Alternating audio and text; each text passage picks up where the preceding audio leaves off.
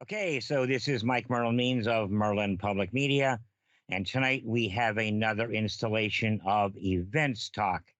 And with us tonight is Brian Burns, and I am a director for the upcoming production of Baggage with River City's Community Theater Players. I really wish they'd get a shorter name. That's why, again, you always refer to it as RCCTP after, therefore, going forward. Yes. Yes. Okay. So let's talk just a couple of minutes about the community theater group. Yeah, so we are located, we are housed out of the Sunlink Community Center through partnership with Bullhead City Park and Rec Department. So very happy for that partnership, for giving us a home. We've been around for over 10 years, and RCCTP usually puts on 4 shows a year, usually the second weekend of the month. So, for example, usually it's like September, December, February, and then usually April or May. You can always check out the RCCTP Facebook page or web page, for future showings. Okay, what is the website? The website, and of course you're going to be asking me that. Of course I am. Hold on one second here. I can get that for you here. Okay. Don't have all those details right, handy, so I apologize. Well, there won't be many more, so everything else you should know right off the top. It is rcctp.org. Okay. So that's a great way to find out for upcoming season, for upcoming auditions, and obviously we're always looking for volunteers, since it is a community theater for the tri-state area. Okay, and how long have you been a part of all of this? I've been a part of it since, I believe, 2016. I moved to the area in 2015 and got presented an opportunity in 2016 and haven't looked back. There you go. I was relatively active myself back in the day. So let's go current. Tell me about your show. Baggage is a comedy, a romantic comedy by Sam Bobrick, Bobrick. And one of the things I like about Sam after researching him is he actually was a writer on a lot of classic TV shows, like the Andy Griffith Show, Bewitched, Get Smart, Smother Brother Comedy Hour. So it's a lot. One of the reasons I picked the show is it's a writer that our audience, a lot of shows our audience grew up with. And, so that's the same type of writing style. And he's got a very unique writing style. And part of the reason I fell in love with Baggage is because of that unique comedy, unique nature of his writing. Okay, without giving much away, give us a peek at the show. Okay. A couple little nuggets. It basically starts out with 2 difficult strangers, Phyllis and Bradley, both coming from very broken or disappointing relationships. Okay. And their baggage or their luggage get mixed up at the airport. So it takes place in New York. They have similar luggage. And so they get, luckily, this one character is only about 4 blocks from the airport. So this other guy brings her luggage to her. And basically, they form an unexpected friendship. Okay. And as I mentioned earlier, they're both very much coming from disappointing relationships. Mm-hmm. So it's starting out with a lot of drama, a lot of arguments, some crying. And then it just kind of spirals out of control from there. Okay. And what they do is they decide to comfort each other and decide to force a relationship, a companionship with each other. Okay. And so that leads to a lot of interesting activities. And Okay. it is a very, very funny show, very unique show. The other point that I love about this show is there are multiple times in a normal theater production or a theater show, the audience is pretty much just an observer. In Baggage, there are probably a quarter of the show or a big chunk of the show where the cast members will actually be talking directly to the audience. Ooh, breaking that fourth wall. Exactly. And that was the other thing that I fell in love with this show is there's not a lot of shows where you break that fourth wall. No. So we actually have, as I'm, was working with the actors and working on the staging of it, we are actually having actors come off the stage and into the audience. Just to quell many fears that are out there, there is no active participation from the audience. I know some audience members will hear, that we're involved. Well, I'm not sure if I like that, but no. Yeah. So that is a fun part of the show is they're more engaged in the show because, again, multiple actors actually do come out and address the audience directly. Do they address the audience or do they come down into the audience space? Both. Oh my God. Yeah. Wow. So yeah, it's a surprise. It's unique, but it's a fun unique. It sounds it. Yeah. So how long have you been working on this project now? This show we auditioned in the middle of December, and I cast again very shortly after the final audition. I announced my cast and my tech crew. And we started rehearsals. And actually then at that point, they got their scripts. Yeah. And then starting, I believe, January 3rd, we started rehearsals. So it's been a quick rehearsal process. It's because of where Christmas and New Year's fell into it. Yeah. But I had it's a small cast. There's only 4 of them, 4 cast members, which has been amazing. And they are all veteran actors. Oh, and so I had complete confidence that they could work on their blocking, they could do their characterization, they could memorize their lines. And in fact, 2 of my actors actually showed up on January 3rd, completely off book, which was amazing. And the other two were they were about a quarter of their way in, the 2 larger roles. So, so it's been a dream. This is my 4th show directing with RCCTP, and this has been a dream. So, want to give a shout out to your cast? Sure. For the lead, we've got Dr. Noelle Levins, who is extraordinary. She's very extraordinary, and she's just a joy to work with. I've directed her in one show, Mom's Gift, last season, and I've acted on the stage with her for multiple shows.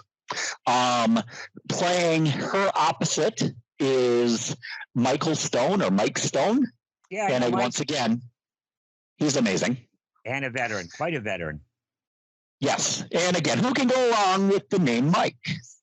I don't have any issues with it. Yeah. And actually, I'm a Mike too. And I'm sure we've discussed this before. Yeah. Michael is my middle name. So, And then our 2 supporting actors and actresses, actually, I suppose they're all actors now. Yeah, actors these days. They're all actors right now. I apologize. Fresh from Wisconsin, a couple of our snowbirds that have, graced Bullhead City RCCTP stage multiple times. We've got Ed Hodal and we've got Carol Hodal. Great. And they're amazing. I keep pushing the boundary on all the actors, and they respond. And that's one thing I've always looked at is I challenge my actors no matter what show. Never go flat. No. Meaning keep challenging yourself. Keep growing the character until opening night. Yeah. And this group has done that to a T. Well, if I recall correctly, and I might be wrong, I believe Noel and Mike were in the very first production that RCTP did. You are correct. And I was a part of that one too. Okay. That was what was that? In the old Caliano's banquet room. Was that a little piece of heaven? No, that was Muggsy sent me. Okay. So, yep, that was before my time. Yeah. I was still shivering up in Minneapolis. Ooh. Exactly. Dr. Blevins is also my grandson's teacher. Oh, very cool. My son had her 4 or 5 years ago. Wow. He's actually my senior now. Adam, actually. Is he really? Yeah, he's a senior. He's graduating in May, believe it or not, somehow. Time flies, man. Yeah, tell me about it. Tell me about it. So. This sounds like a wonderful show. So let's get to the tough stuff. First one, what are the dates and times? It is starting February 9th and 10th, 7 p.m. Arizona time. And then Saturday and Sunday, February 11th and 12th at 2 p.m. Arizona time over at the Sunlight Community Center in the main gym area.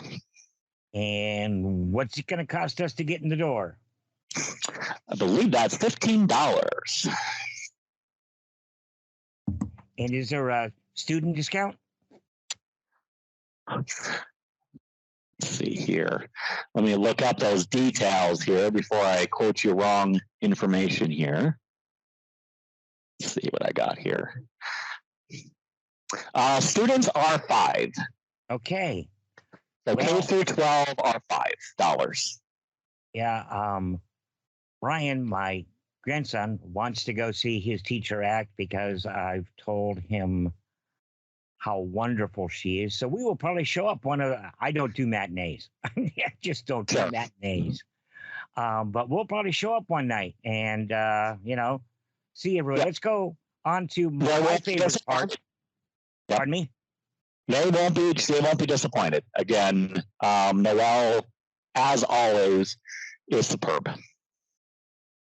Let's go behind the scenes. Talk to me about your crews. My crew, I've got a very small crew. Obviously, I couldn't have done this without my painting crew that came in the first 2 Saturdays in January. Numerous people, that I'm not able to mention all the people, but again, with all the volunteers. My stage manager, Becca Gaston, she is amazing, and she's been right on top of it. I've acted with her, I've directed her, and now she's working with me. So it's awesome. And then just a shout out to her husband, Jim. Without him doing my set construction, and I wouldn't be where I am. I'll be the first to admit, Mike, and I've mentioned this to you as well. I'm not technical at all in regards to construction. My limits are changing a light bulb. So I've learned to delegate and, surround myself with wonderful talent of great volunteers. And so that's that. And then we've got Nicole Caputo is running my light board and soundboard. And Russell Wachner is running my spotlight. Oh, you got a spotlight. Wait a minute. I have a spotlight, yes. Spotlight? We actually did for I think it was for the Christmas show or the Ghost Light production in October. But yeah, at least in the last 3 months or so. That's something you guys have needed for a bit. Yes. No, the spotlight, as I mentioned earlier in our conversation, is pretty much used anytime the actors are off the stage. Sure. Anytime the actors leave the living room of the New York City apartment. Which is where most of the play takes place.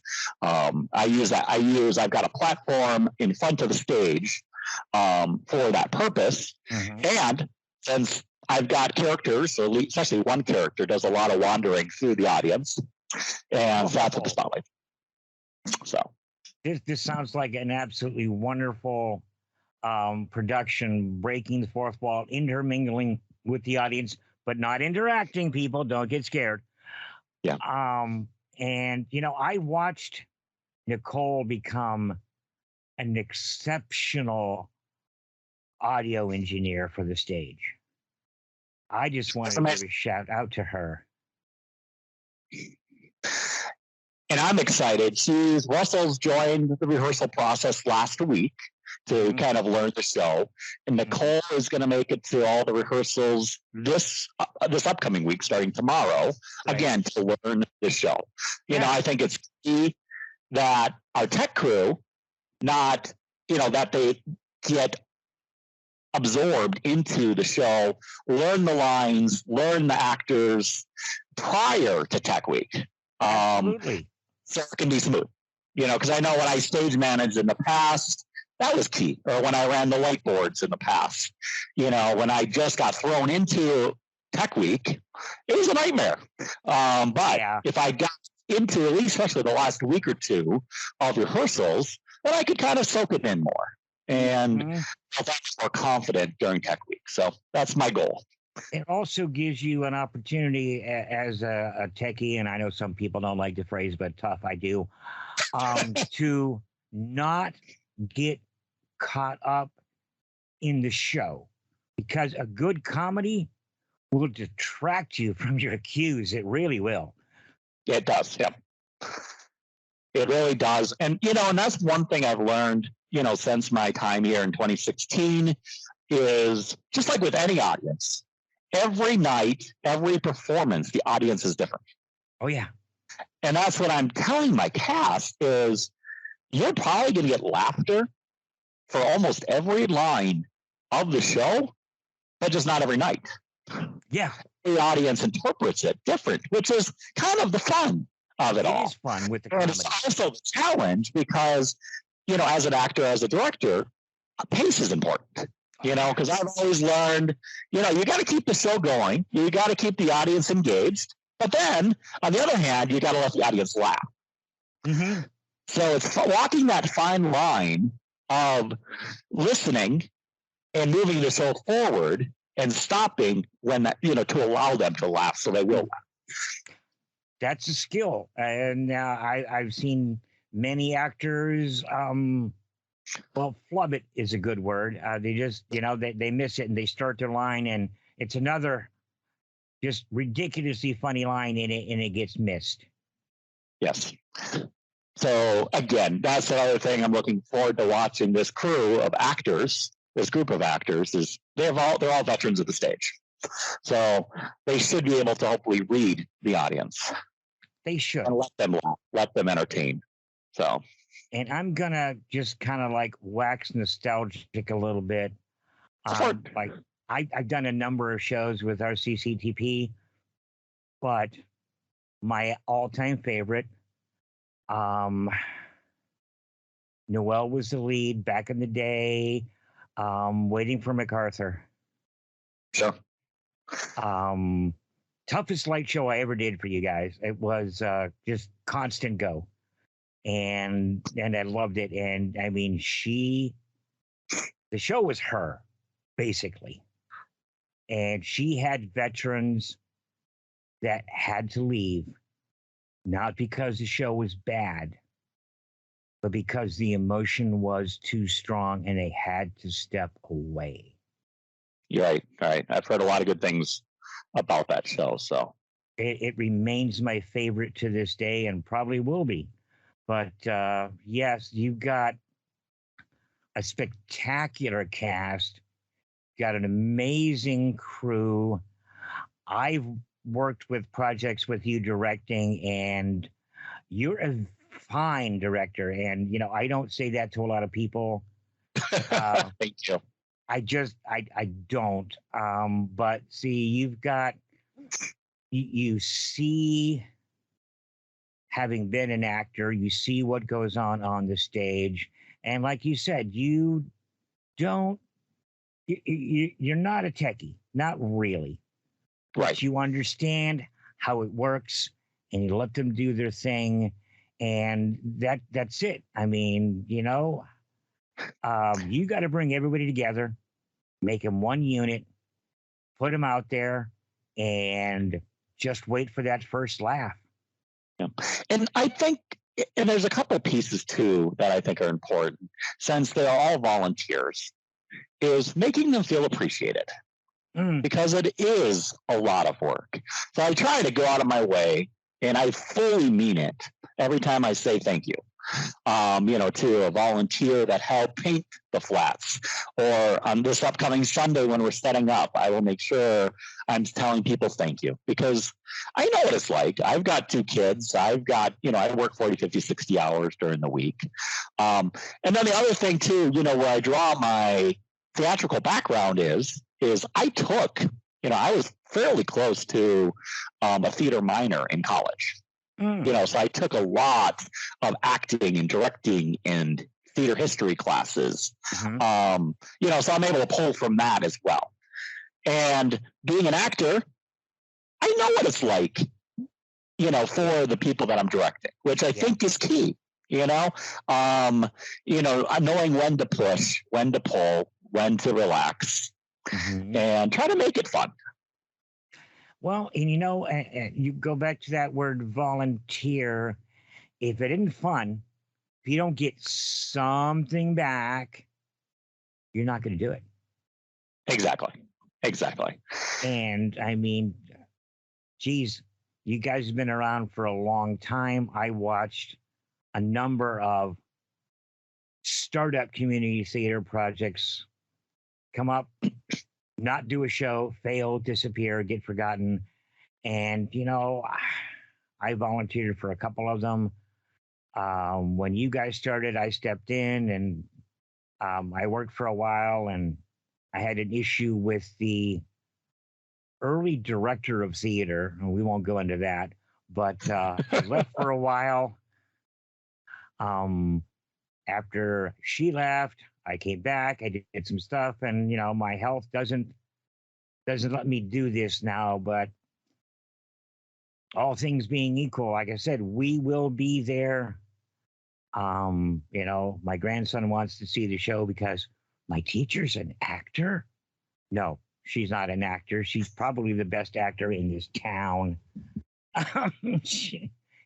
So another fun story, Mike, and I just heard this a couple weeks ago from Doreen Hansen, who I directed in Mom's Gift last March.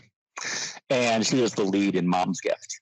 And she pulled me off to the side a couple weeks ago during one of the volunteer work sessions and said, Brian, I know you haven't met this individual, but there's this young teen who had never been to a theater production before in their life.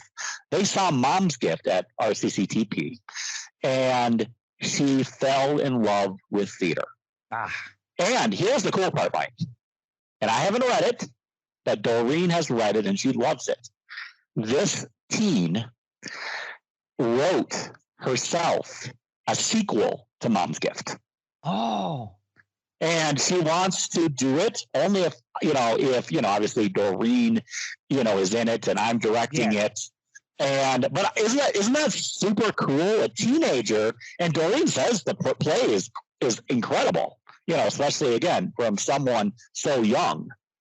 And isn't that just amazing?